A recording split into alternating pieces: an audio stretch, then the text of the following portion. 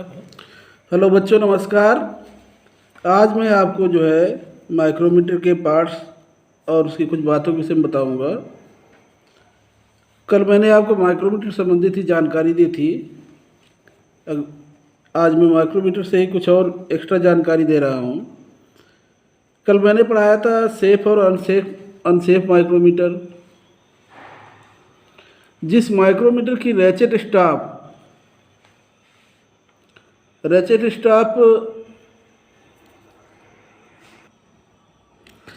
अगर माइक्रोमीटर की ratchet stop अगर काम करती है तो उसे हम सेफ माइक्रोमीटर कहते हैं।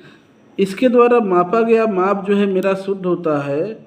अगर जिस माइक्रोमीटर की रेचेट स्टॉप काम नहीं करती है वो मेरा अनसेफ माइक्रोमीटर है। इसके द्वारा माप मेरा शुद्ध नहीं होता है। और रेचेट स्टॉप हमारा जो वर्नियर जो माइक्रोमीटर है ये मेरा जो है रेचेट स्टॉप कहलाता है। अगर ये रेचेट स्टॉप काम करती है तो सेफ माइक्रोमीटर कहलाता है, और अगर ये काम नहीं करती है तो इसे अनसेफ माइक्रोमीटर कहलाएगा।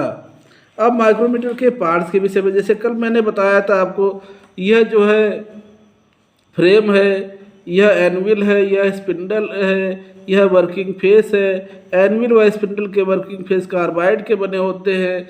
यह लॉकिंग स्क्रू है, यह जो है यह थिम्बल है, यह रेचेट स्टॉप है, और ये हमारा जो है बैरल स्लीव या हब है।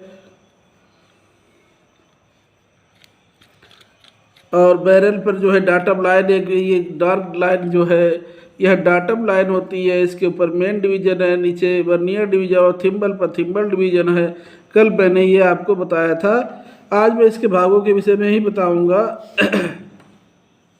जैसे कि जो फ्रेम है, फ्रेम का माइक्रोमीटर का जो फ्रेम है अंग्रेजी के कैपिटल लेटर सी अक्षर के आकार का होता है। यह इनवार स्टील की बनी होती है अथवा कास्ट आयरन या फोर्जेड स्टील की बनी होती। काहे की बनी होती है माइक्रोमीटर की फ्रेम?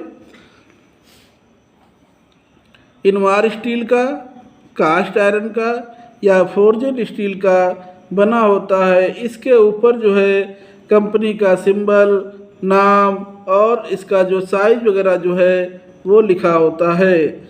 माइक्रोमीटर का साइज और लिस्ट काउंट भी लिखा होता है। लिस्ट काउंट जिसे हम कहते हैं वह मापक औजार जिससे हम न्यूनतम कम से कम माप लिया जा सके उसे हम लिस्ट काउंट कहते हैं। लिस्ट काउंट के कई और नाम हैं जिसे हम लिस्ट काउंट या अल्पत मांग या अल्पतम माप या कम से कम माप या छोटी से छोटी माप भी कहते हैं।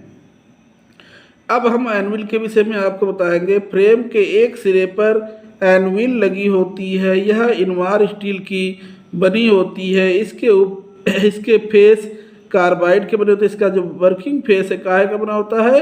कार्बाइड का बना होता है, ताकि ये घिसे नहीं। ये कार्बाइड जो जल्दी घिसता नहीं है। इसके ऊपर जाब रखकर क्या होता है? माप मापा जाता है। अगला है स्पिंडल। स्पिंडल का वर्किंग फेस भी जो कार्बाइड का बना होता है। माइक्रोमीटर का स्पिंडल भी इनवार स्टील का बना होता है। इसका मापने वाली सतह भी जो है कार्बाइड की बनी होती है। इसके ऊपर बाहरी चूड़ियाँ कटी होती है। स्पिंडल के ऊपर जो है बाहरी चूड़ी कटी होती है, जो कल मैंने खोल के आपको दिखाया था। इसको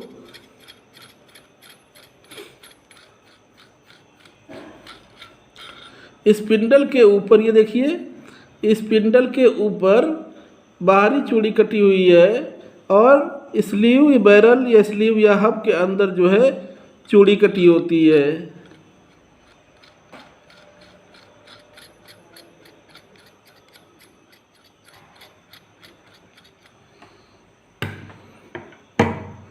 अब इसके आगे हम आपको बताएंगे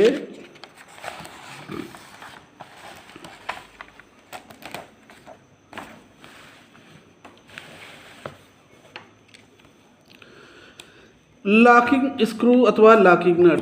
यह जो है माइक्रोमीटर का लॉकिंग स्क्रू अथवा लॉकिंग नट के विषय में बताएंगे। माइक्रोमीटर द्वारा लिए गए माप को स्थिर रखने के लिए लॉक नट का प्रयोग किया जाता है। क्या करने के लिए?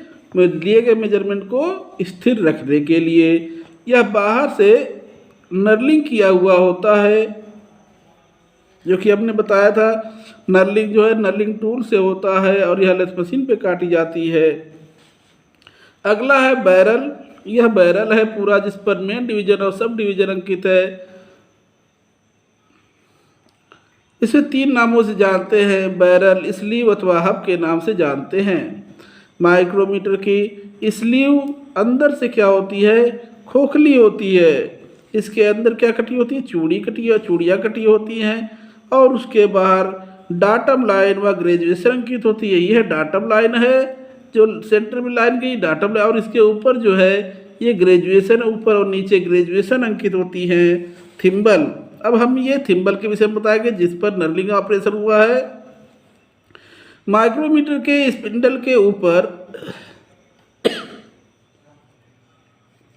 थिम्बल होती है। इस स्पिंडल के ऊपर क्या है, थिम्बल होती है, और इसको घुमाने से स्पिंडल मेरा क्या होता है, घूमता है। इसका एक किनारा बेवेल एज अर्थात तिरछा, देखिए तिरछा होता है थोड़ा सा, या बेवेल एज कहते हैं, बेवेल एज या तिरछा होता है, जिसकी पूरी परिधि को बराबर भागों में डिवाइड, इसकी पूरी परिधि मतलब क्या है, पूरा राउंड में घुमाए तो 0 से 0 सभी इक्वल भाग में डिवाइड किए जाते हैं। थिम्बल के एक भाग की जो दूरी होती है, एक भाग यानी छोटा भाग 0 से 0,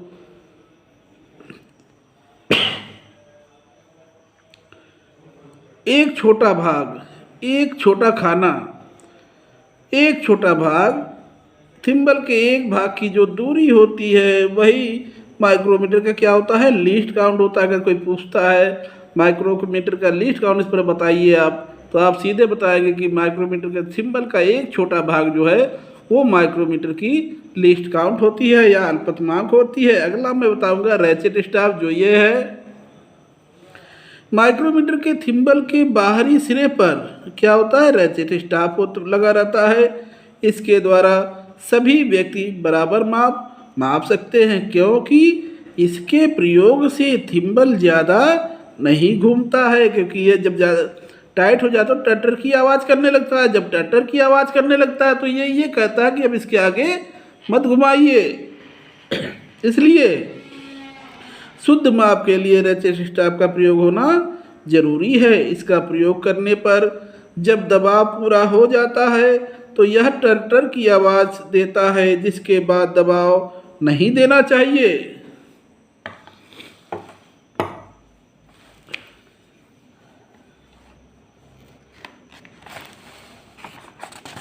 अगला है माइक्रोमीटर की में बैकलेस एरर क्या होती है।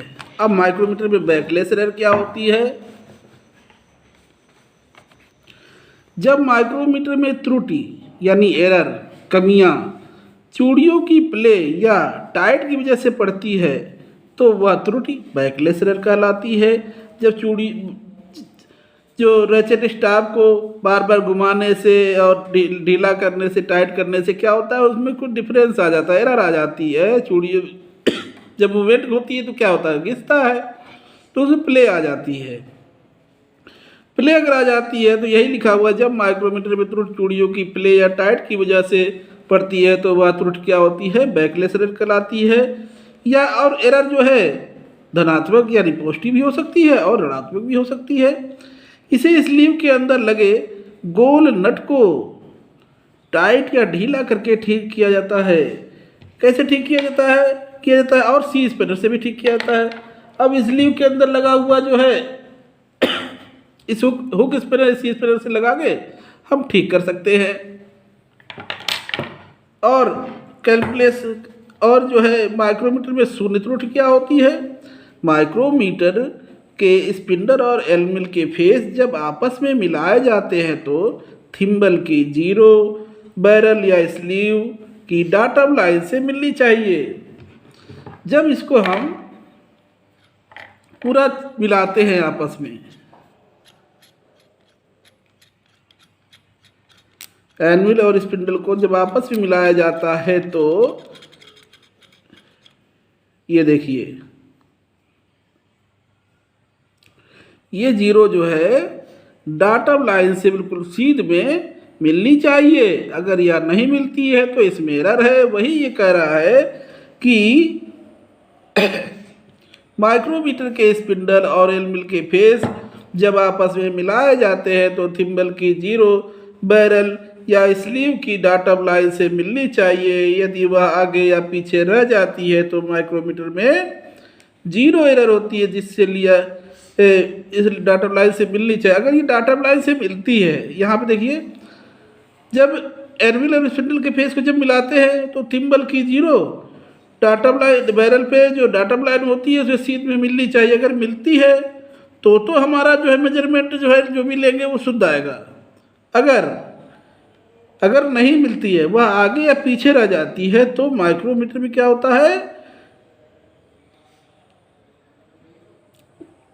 तब उसमें एरर आता है, जीरो एरर आता है, जिससे लिया गया माप मेरा क्या है, अशुद्ध होता है। कल के चैप्टर में हम आपको बताएंगे कि जो एरर दो प्रकार के होते हैं, पॉजिटिव और नेगेटिव। थैंक यू, नमस्कार बच्चों।